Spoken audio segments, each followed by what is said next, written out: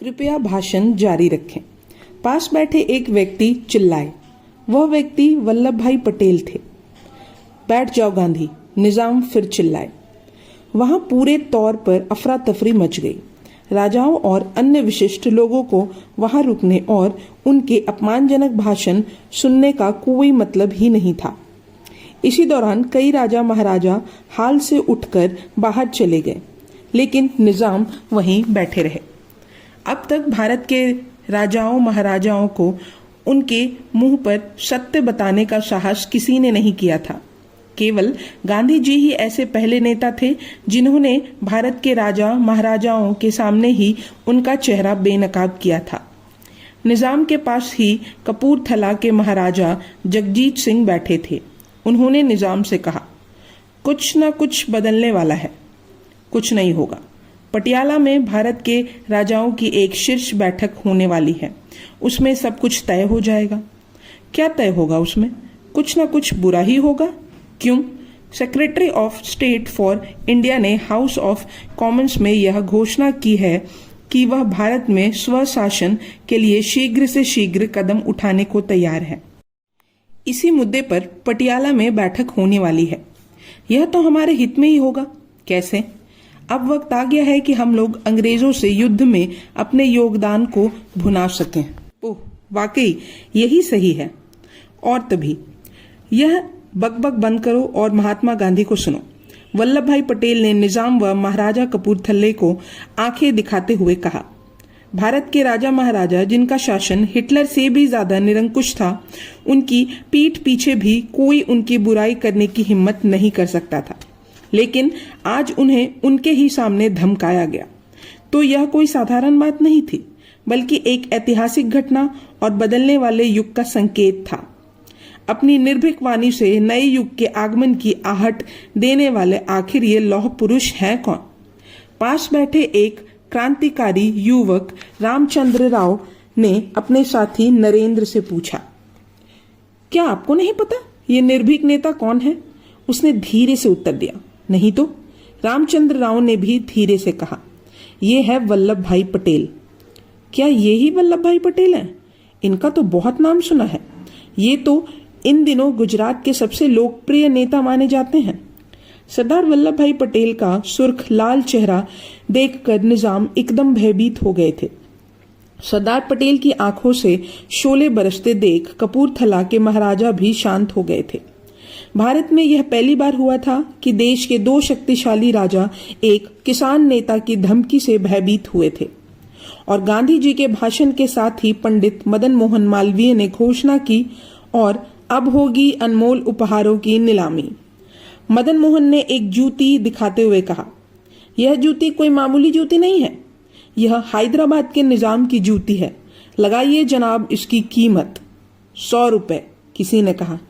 1000 रुपए, तभी कोई दूसरा बोला। 1 लाख रुपए, सरदार पटेल ने भी बोली लगाई।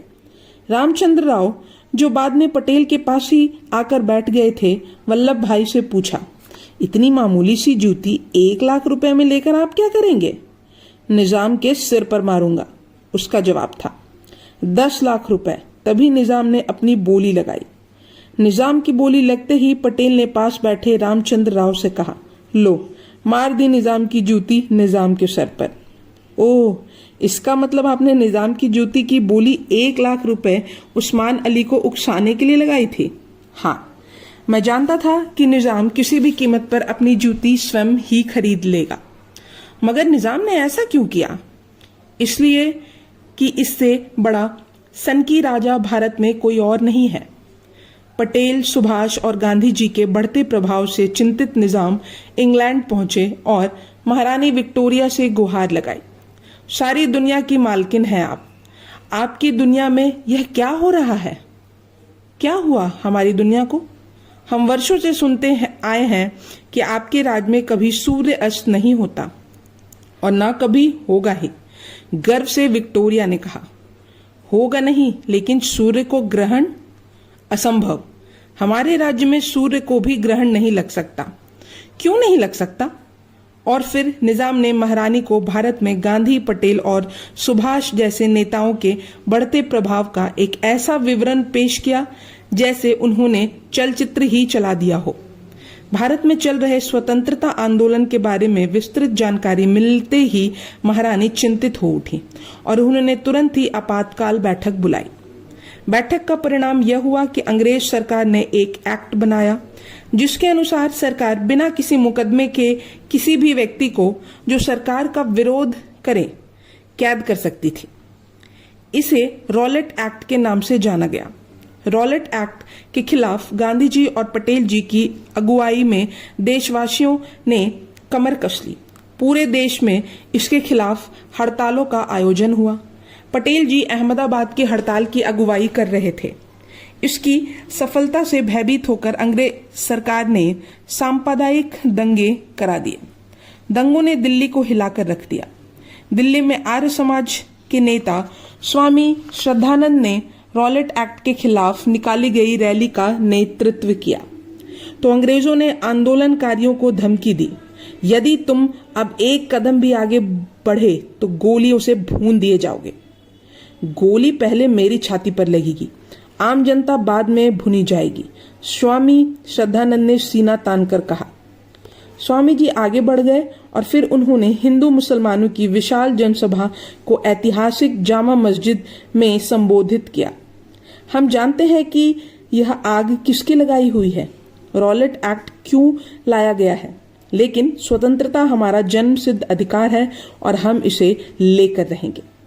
स्वामी श्रद्धानंद के निर्भीकता के समाचारों से अवगत हो गांधी जी ने तब दिल्ली आना चाहा, लेकिन उन्हें दिल्ली नहीं आने दिया गया और रास्ते में ही पकड़कर जेल में डाल दिया गया। देश के कई हिस्सों में दंगे भड़क उठे। अहमदाबाद में भी दंगे होने लगे।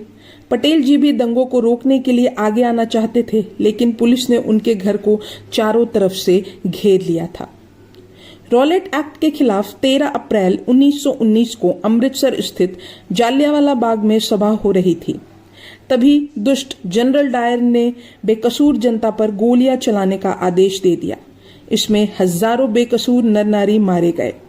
इस घटना की पूरी दुनिया में आलोचना हुई और यह दिन भारत के इतिहास में काला दिन बनकर रह गया। इस घटना से पूरे देश में क्रोध फैल गया। इधर अपनी विचारधारा को जन जन तक पहुंचाने के लिए वल्लभ भाई ने सत्याग्रह नामक पत्रिका का श्री गणेश किया। उस समय दिल्ली में तो दंगे हो ही रहे थे और उनका असर अहमदाबाद में भी खूब हो रहा था।